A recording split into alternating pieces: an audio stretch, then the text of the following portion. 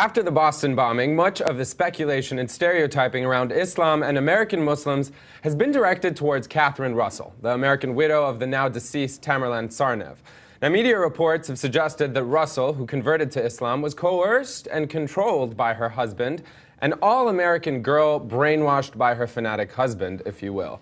Now, these misconceptions about Muslim women in America aren't unique to Russell. American women who convert to Islam are often similarly misjudged and misunderstood, and the scrutiny has only heightened following the bombings. Some of those women are now here with us to share their decisions and experiences firsthand. And there are so many Muslim women who, if we're just restricting our comments to dress, do not choose to wear the hijab.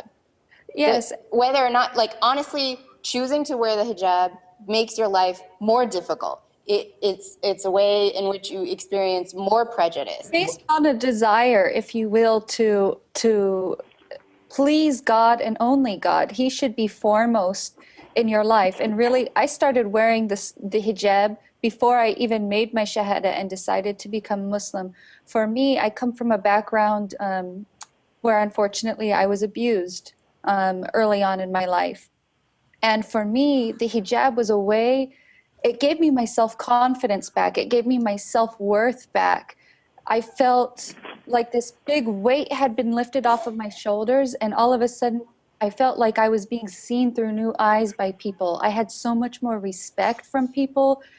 The difference that it makes on how you're treated. People look at you and they see you as a person, right? And not as, you know, a woman who's on a commercial trying to sell a car dressed in skimpy clothing. But I actually think that people look at me and they see a stereotype. Like, I still feel that people look at me and they see my scarf and they make certain assumptions about me that are just as inconvenient as if I didn't wear it. I don't feel like my authentic self is more seen. I was raised in the Congregationalist tradition, Ahmed, which is a pretty liberal Protestant tradition, maybe like one step to the right of Unitarianism. So I wasn't raised in a very Trinitarian church to begin with.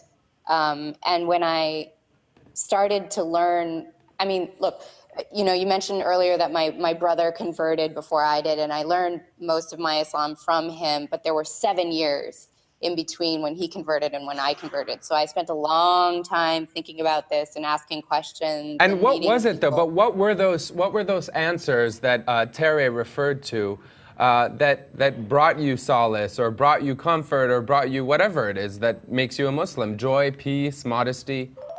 So I think what I wanted for myself was a more intimate and visceral relationship with God than what I felt my home church offered me.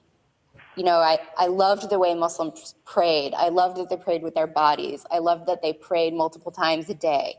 I didn't feel like I was getting the spiritual food that I needed by just going to church once a week.